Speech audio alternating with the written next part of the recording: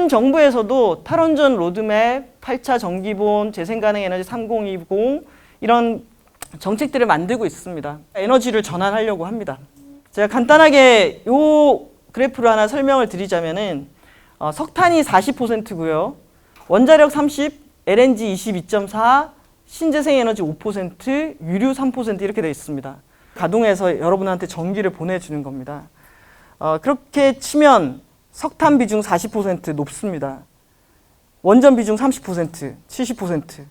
근데 이게 석탄하고 원전은 우리가 대표적으로 지속 가능하지 않다라고 꼽는 에너지원들이죠. 왜냐하면 석탄은 CO2나 미세먼지 대기오염 때문에, 원전은 안전 문제하고 10만 년을 보관해야 되는 폐기물 문제 때문에, 그리고 신재생 에너지 비중은 5% 내외로 매우 낮고, 그것도 자세히 들여다보면 부생가스, 폐기물 이런 애들 빼고 태양광 풍력 비중은 또 매우 낮은 비중. 우리가 탈원전이라고 하니까 원전 제로 이렇게 얘기하는데 그게 아니라 한국의 원전 제로 시점은 아마 2080년이 넘어가게 될 겁니다. 지난해 2018년 나온 통계 연보를 보면 원자력이 26.8%입니다, 여러분. 많이 줄었죠. 그리고 석탄이 어떻게 늘어나냐면은 43%가 가게 됩니다. 이게 원전 빠진 걸 석탄이 쭉 치고 올라갔거든요. 그러다 보니 저 봐라, 탈원전 하니까 원전 비중 줄고 부담 늘어나는 거 아니냐라고 하는데, 이게 이렇게 비중을 갖게 된 거는 최근에 우리나라 원전의 공국이 발견이 되고 특히 영광에 있는 발전소를 중심으로 발전소의 노후도와 안전 정비 상태가 너무 심각합니다. 그러다 보니 얘를 정비해야 되다, 정비 기간이 길어지고, 정비 기간이 길어지면 가동률이 떨어지고, 현재 상황에서는 원전 가동률이 떨어지면은 어디가 차지하냐면은 석탄이 올라가게 됩니다. 다시 올해 데이터로는 원자력 발전소 가동이 또 늘어나게 되는 경향성을 띠게 됩니다. 근데 이게 매년의 연간의 일시적인 변화가 아니라 쭉 밀어 올리기까지의 과정으로 만들어내려면은 우리나라의 재생가능 에너지 설비가 확실히 늘어나는 추세가 만들어져야 되는 거고, 원전이나 석탄 발전소 건설 추세가 꺾여야 되는 것을 의미하는 거죠.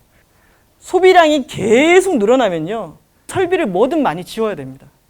근데 우리나라는 전반적으로 과잉 소비가 많습니다. 사용 총량도 줄일 수 있는 방법들을 마련해야 됩니다. 사용 총량을 줄이려고 하면은 사람들이 전력을 효율적으로 써야겠구나, 전기가 매우 소중한 에너지구나 라는 신호를 얻어야 되고, 그런 신호를 얻기에는 한국의 전기 요금이 OECD 국가 평균에 비해서 너무 낮다.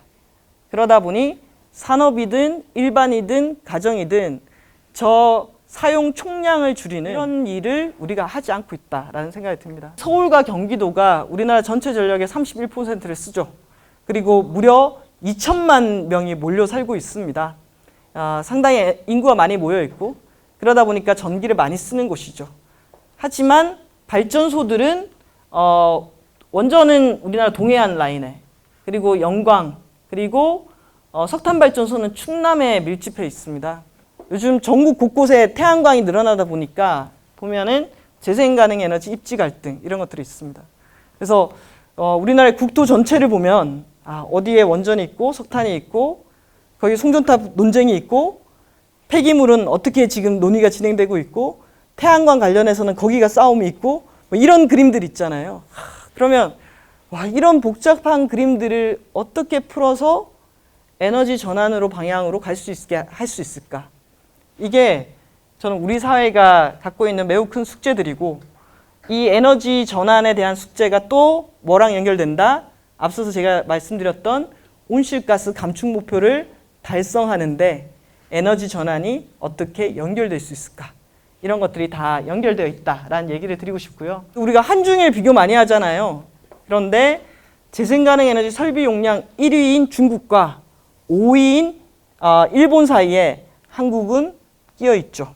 우리나라는 재생가능 에너지 분야에서 태양광 빼고는 거의 매우 낮은 수준을 유지하고 있다라고 보시면 될 것 같습니다. 발전량 중에 재생가능 에너지 비중입니다. 아까 독일은 30% 넘어섰고요. 영국 20%, 일본 15%, 미국 14%, 한국 2.2%.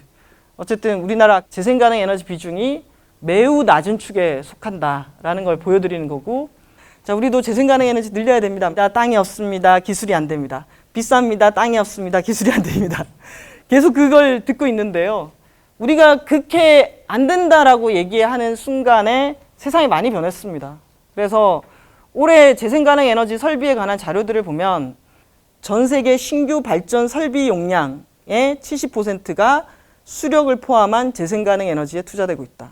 그러니까 이제 판이 바뀐 겁니다.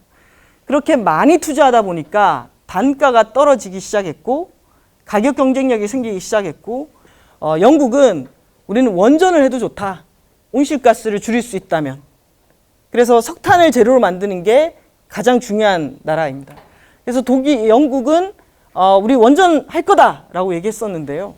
근데 이게 이 에너지 전환의 메시지를 만들고 정책을 하다 보니까 영국에 너무 값싼 해상풍력 발전 단지가 들어서게 된 거예요. 그게 가능했던 게 풍력 발전이 대규모화되면서 이 가격 경쟁력에서 우위를 갖게 된 건데요. 그러니까 그 사이에 정말 이 기술력이 올라간 거죠. 덴마크의 이 코펜하겐 앞에 보면은 이 해상풍력 발전 단지가 있습니다. 이 2메가짜리 20개 해가지고 40메가짜리 해상풍력 발전 단지거든요. 이걸 2000년에 덴마크가 완공을 했어요. 근데 이걸 업그레이드 할 생각을 하고 있어요. 왜냐하면 이제 시간이 좀 20년 정도 됐으니까. 그러면 똑같은 용량을 지금 건설하게 되면은 40메가 설치하려면은 3개나 4개 설치하면 그 용량이 나옵니다.